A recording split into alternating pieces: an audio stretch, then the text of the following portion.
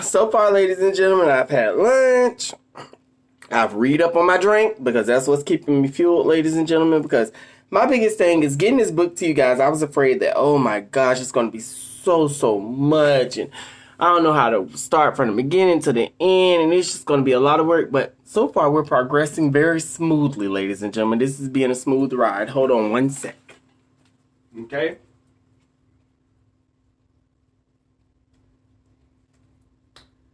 This is halftime. Okay, you guys have made it to chapter 7, Love Bombing of the Demon, okay? And thank you guys so much. I appreciate you guys for listening and caring and sharing your comments and likes, but baby, I have to get my life story out.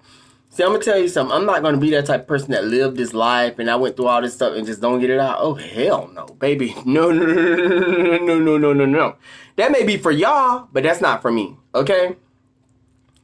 What we're doing in chapter 7 is we're going to talk about the love bombing of the demon. Okay, so I told you guys what happened when I was in Job Corps. I told you guys how I left Job Corps, okay? And I ended up moving in with my grandparents after I got in an argument with my family. After the Atlanta move, then back to my grandparents. Then I was able to move into my first apartment in the historic neighborhood that I grew up in. And in this apartment, what would happen in the time to come was I would encounter a lot of narcissists. That's right, ladies and gentlemen. There would be a lot of different cousins and different friends that I thought were my friends and my fam. But they really were narcissists, ladies and gentlemen. I didn't know that until I experienced what I was getting ready to experience, ladies and gentlemen. But see, I'm going to tell you something. Everything in your life happens for a reason, ladies and gentlemen.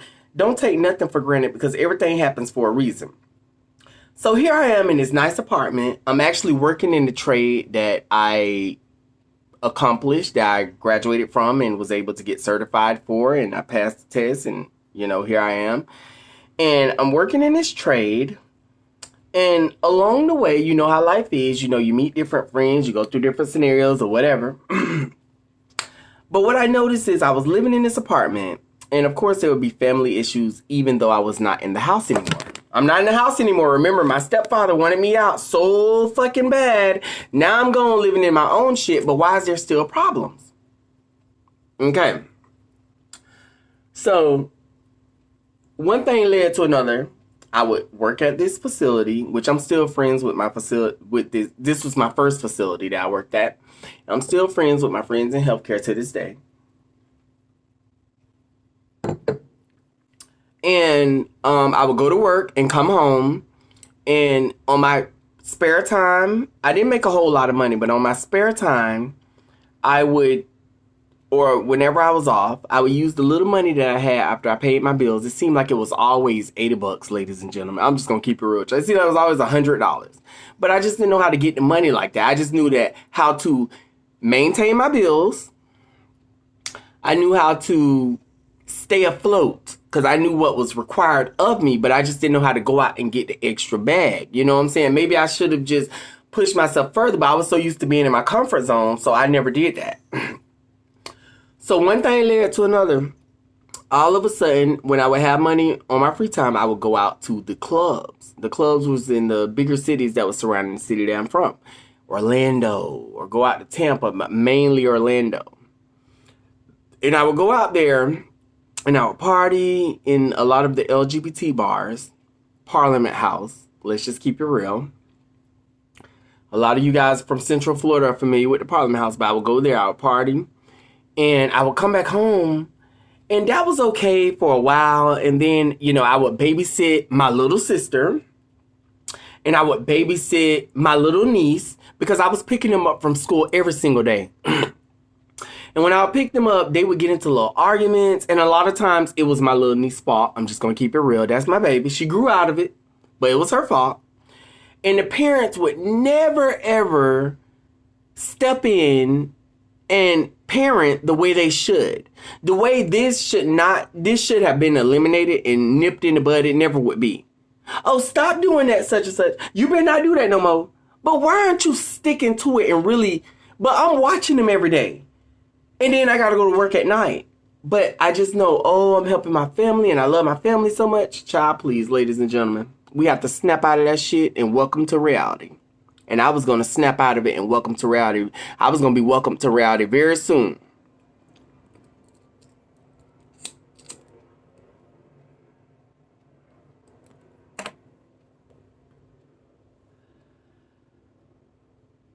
There was a point in time in my life where I grew bored. I got tired of doing the same old routine. Going to work, coming home, going out to a nightclub every so often, coming home, go pick up your nieces after school, bring them back, not having enough money. Mom, could you give me some money? Could I get $5 for gas? Act like she didn't want to give it to me. I'm like, baby, that's not even a lot. But I would ask for it. And she would give it from time to time. But it almost was like, what you asking me for? Don't come depending on me. And I see the reason why. Because narcissists don't want you to depend on them. Completely.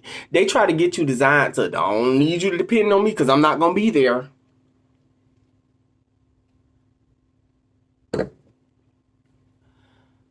Stepfather, over-the-road truck driver.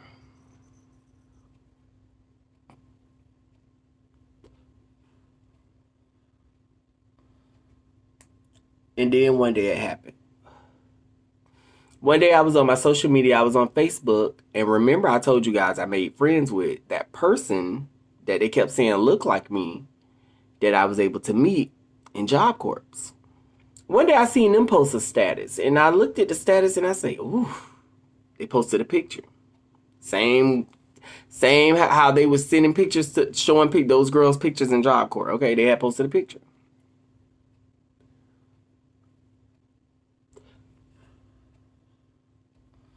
This person wanted to be a model, okay? And they would post a picture, and this picture that they post was almost provocative. And I seen it, and they had a little bit of their backside hung out, and I was like, ooh, that's a little attractive. So I wrote them on the picture.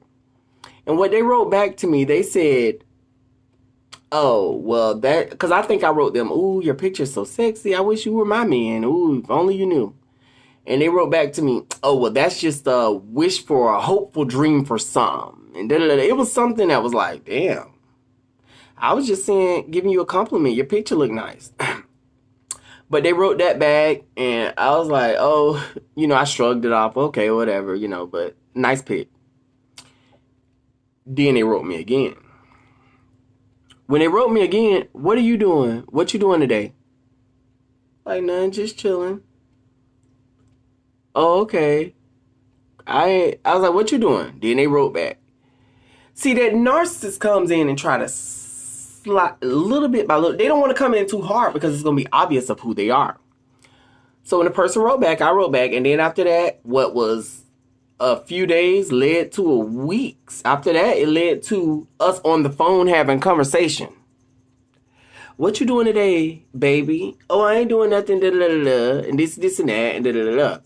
This person, they have a pot to piss in and a window to throw it out. They was living in upstate. I ain't gonna say the state, but they was living upstate.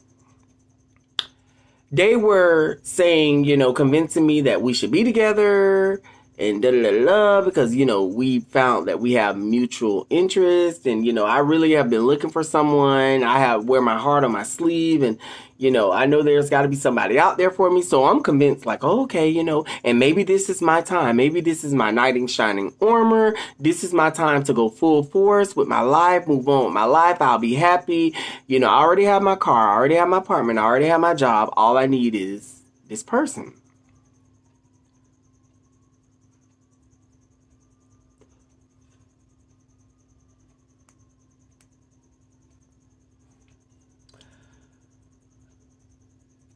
One day we got on the phone, and I never forget, it was something that was done, and I confronted him about it. Something small. Ooh, something so small that you would have been. And when I confronted him, I probably was being sarcastic, because I don't be taking stuff serious like that. I was like, oh, they blew up into a rage. And everything compliment that they had given me on the phone since then, they took back.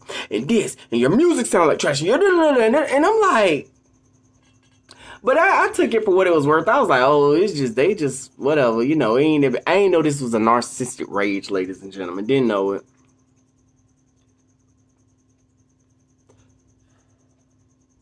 Forgave him. And we continued on with the phone conversations. Eventually, it led to, okay, now we've made a decision that we're best together because we really like each other and we love each other. And this happened within a month, ladies and gentlemen. It was happening so damn fast, I didn't even know it. Oh, I forgot to tell you before all of this. I also was the type of person that kept studying the spiritual. Remember I told y'all about that book that I read when I was younger in elementary? Well, I had found that book back when I was living with my mom in the new luxury house. I was living with my mom there, and I had found the book again. This time I decided to read it, and I was finding a lot of things very interesting. I was able to handle it because I'm older now. And that book I took with me to my apartment. That book would follow me. And I would always study about it, you know, near-death testimonies, people talking about how they've experienced heaven and hell, and just different things. You know, I just always was studying the spiritual and stuff like that. So after it all was said and done, we had made a plan that this person was going to move down into my apartment with me. This was the perfect time for them to move because of their situation. Whoever they were roommating with, one was a sibling, the others was two roommates. They're getting ready to leave and move to another city. Okay?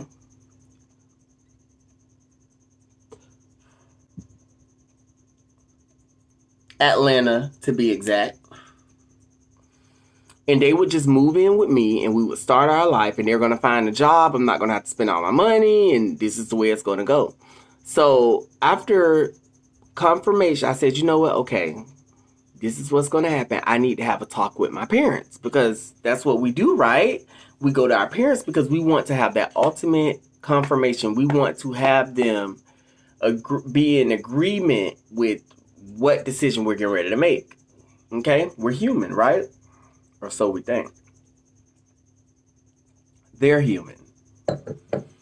Drove out to my mom's house. I'll never forget.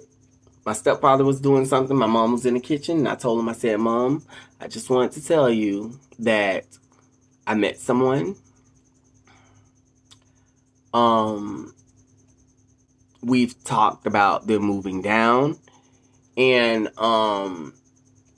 you know, I wanted to know how you felt about it. My mom's exact words were, you're a grown man, and whatever decision you make, you know, you're grown. You know, whatever decision you make, you make. My stepfather was like, what's going on? As if, because my mom was like, ain't that's right? And she called my stepfather's name. And he was like, what's going on? As if he wasn't listening the whole time. He was paying attention to every damn thing that was going on.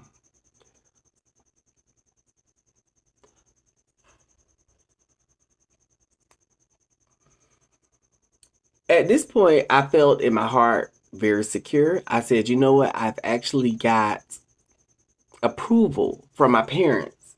So now I feel safe. I feel like I'm not just making this move by myself. I have a backbone. I have people that got my back. My parents got my back. And I'm going to, you know, I'm going to go ahead and proceed with having this person move in with me. And that's what happened, ladies and gentlemen. I went back home. I felt like, okay, this was what I was missing the whole time out of my life. It's time out for the party and it's time out for the club. You found love. This is the beginning of a whole new chapter in your life. Everything's going to be fine. And I called them. I told them what the situation was and gave them the go. And they came. They told me when they were coming. They caught the Greyhound bus to my city. And on that day, I was supposed to go and pick them up. I got into my car. I proceeded down to the Greyhound, scared, but there. And I waited for their bus to arrive. When their bus arrived, I'll never forget this person, the same one I met in Job Corps, got off the bus, knew exactly where my car was, came straight to me. But I was disgusted. Why was I disgusted, ladies and gentlemen, might you ask? I was disgusted because the person that I saw didn't appear to look like the person that they were portraying in the pics. It wasn't that they were unattractive. It's just that they didn't look full body. Like, you know how I kind of I'm not too fat, too skinny, but I have a full physique. You know what I'm saying? I'm not the perfect shape, but I have a full. They just didn't look like that. They were really, really skinny and lanky and, But I took it for what it was worth. They came up to me immediately and gave me a hug. Hey, babe, how you doing? Everything seemed so exaggerated. The way they moved their body, their mannerisms, everything. But I took it for what it was worth. But when we got in the car and we were heading back to my apartment, that's when it actually hit my mind. Like, oh, shit. Like, this is real life shit. This person's in your car. You're headed back to your apartment and they are down here and there's nothing you can do to really get rid of them because they're here now.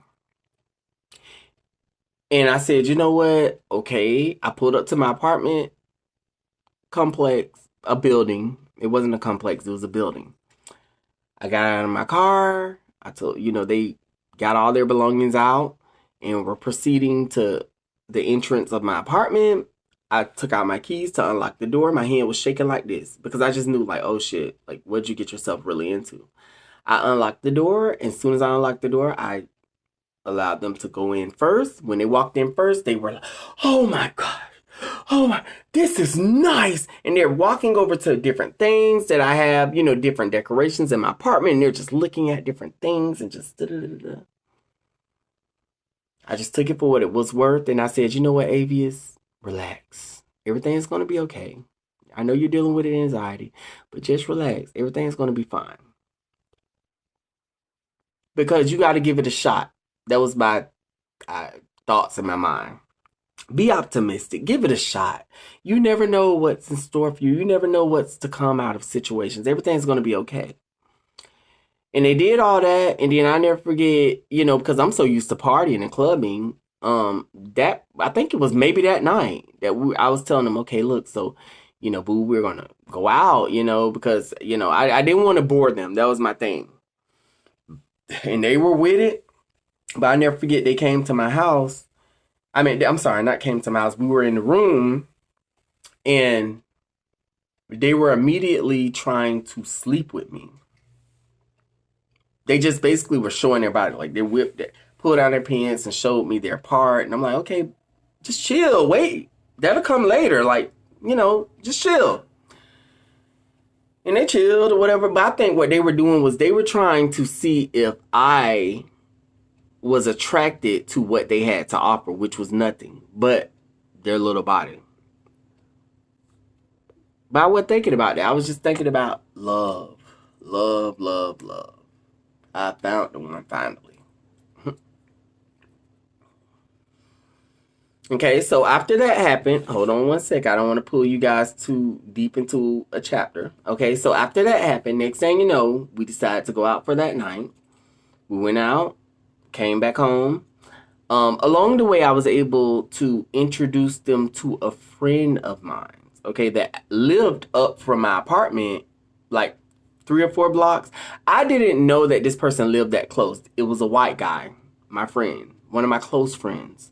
I had met him when I lived in my parents' house, and he was a fan of my music. And from there, we just became like really good friends. And I would see him from time to time, but I had lost contact with him, and I didn't know that he was living over in the same area that I was living in, like 3 blocks up from my apartment. So from time to time, I would go to his apartment and talk and chill or whatever and come back home. Well, now I got this new person. It was a time period of where we weren't like really talking. We had no falling outs. It was just, you know how it is. You just put your friend on a break. But this friend that I had was kind of sort of alcoholic, which sucked. They were, but they were very attractive and very sweet and very smart. But they just had this issue that they were dealing with. And from time to time, I would go to their house and drink with them. But it was no way that you were going to pull the bottle or the booze away from them because they had their drink. So one thing led to another. Okay, this is when everything beginning a little weird.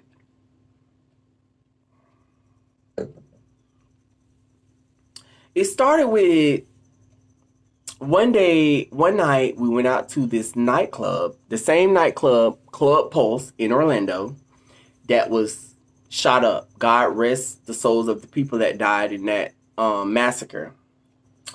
But we went to that club. And I will never forget, I watched the way this person, which is now the new person on the blog, oh, this is Avius's boyfriend. People that knew me from the clubs, like, oh, that's his man. I watched the way he flirted right in front of my face with different guys. Got into a little argument in the club. We ended up leaving. And I'll never forget confronting them on the way home about what they were doing. They blew up into this slight rage and called their friends and was like, hey, I'm about to leave away from here because Avius, he's a con artist. And the eyes was directly on me. I didn't even know that was the narcissistic stare. But I'm thinking in my head, well, what did I do wrong? All I did was confront you because you say that you love me and you care for me and you're with me. And it's only been a few weeks since you've been here and you're flirting with guys right in front of my face. But to their recollection, they didn't do that. But we knew obviously what it was, ladies and gentlemen. So when we went back home that night, I confronted them about it. You did this, you did that, and it blew up into an argument, and they started calling me different names. They talked about me. They talked about how my nose was big, how unattractive I am. I have a receding hairline. Just different things that I didn't even really care too much about myself or know. You know, a lot of the things were false, but things were exaggerated. Things that they were saying that they felt like all along. Or at least I was thinking in my head, you had to be feeling these things about me all along. So I never forget confronting them. It blew up into a big argument and they were calling me these names. And I said, you know what? I hate to do it, but that's that part of me, ladies and gentlemen, that I told y'all about. I went to calling them names back. Well, look at your nose and look at your tattoos. They're busted up and crusted up and dusted up and you look fucked up. It was saying different things about them. But after that happened, all of a sudden, there was silence. Okay? We're in my apartment, but me and this person, we're not talking or whatever. It's just silence. A lot of silence. Silence that will last for a whole week. I'm walking in the room trying to talk to this person. Okay, look, let's just have a talk. They got the cover over their head. Leave me alone. But this has been going on for almost a week. Silent treatment, ladies and gentlemen. Silent treatment. You know when a narcissist tries to, well, I'm going to take away all of my trait. You love to talk to me. I'm going to take that away from you. I'm going to do all these things. So it was like they could gain control. I didn't know it was silent treatment. I was just like, dang, whoa, when this person get upset, they really get upset. In the meantime, my mom had opened up a new restaurant downtown in the city that I lived in. It was very popular. A lot of people flocked to it. Here goes the entrepreneurship coming out of her. She opened up this big, fancy, nice restaurant. People would come to it and stuff like that. And then that's when it happened. It was already 2 weeks within this person being down here, and I had not introduced them to my parents yet. They knew somebody was down here, but they didn't know who. They had never met him or nothing. I was just keeping this person on guard because I just wanted to make sure that when I let a person meet it, when they met each other, it would be a decent connection. People start early on thinking that we looked alike. It was weird, ladies and gentlemen. Yes, around my hometown. Remember how I told y'all people thought that we looked like in Job Corps? No, it took a whole spin. People used to think we were twins.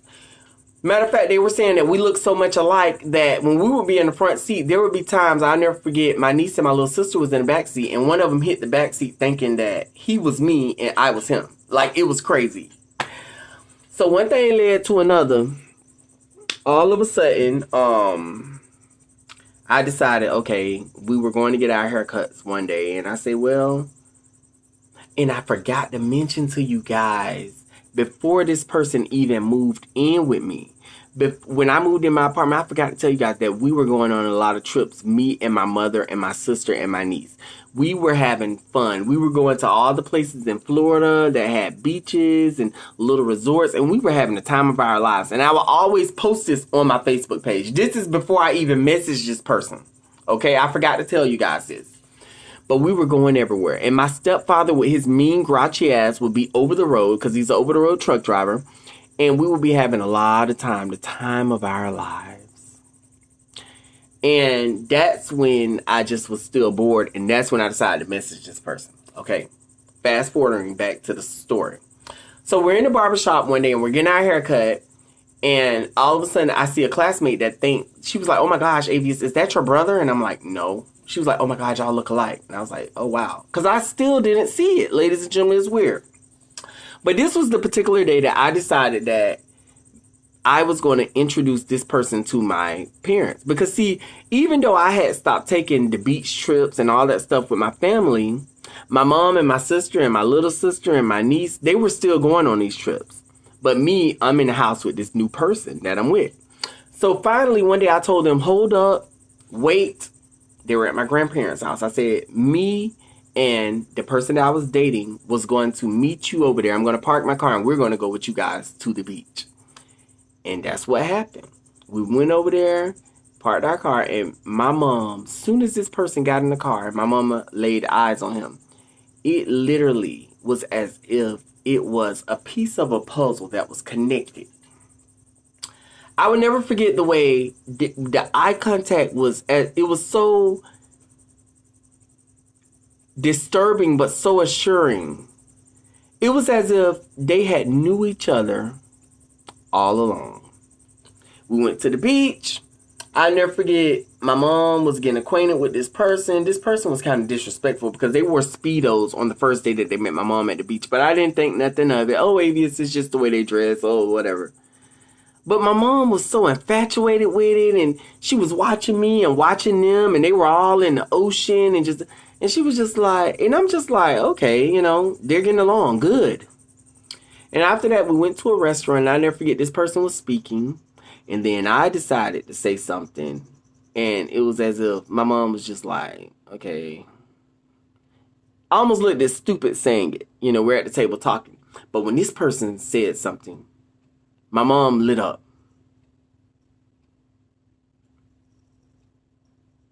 Oh, okay. And not knowing that I'm with a whole guy.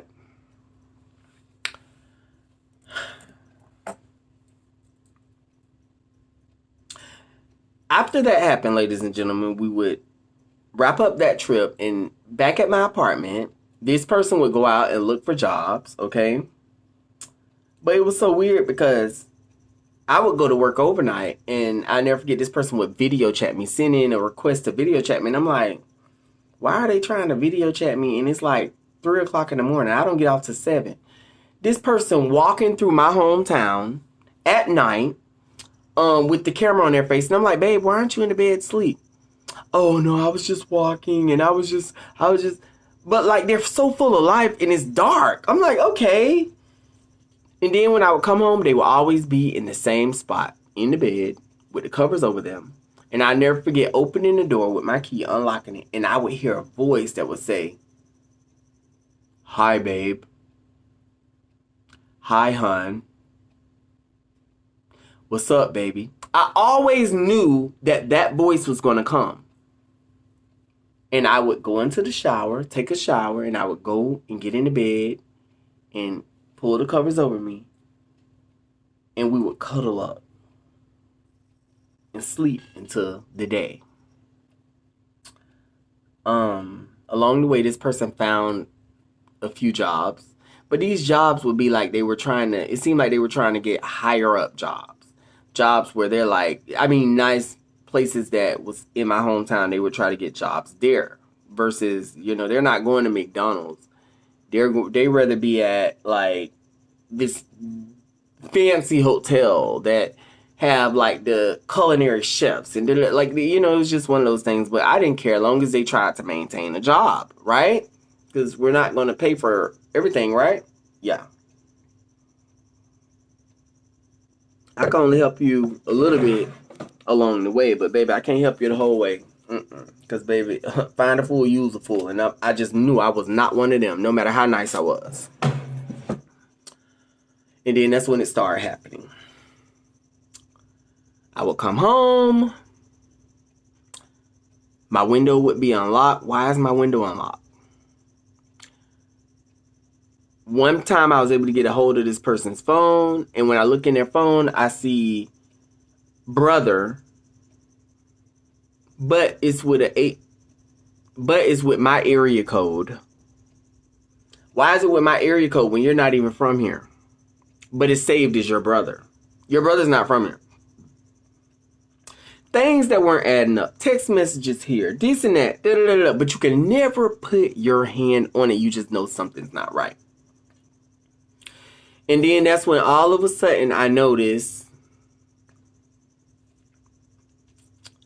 I started to plant in my head that maybe this person's cheating.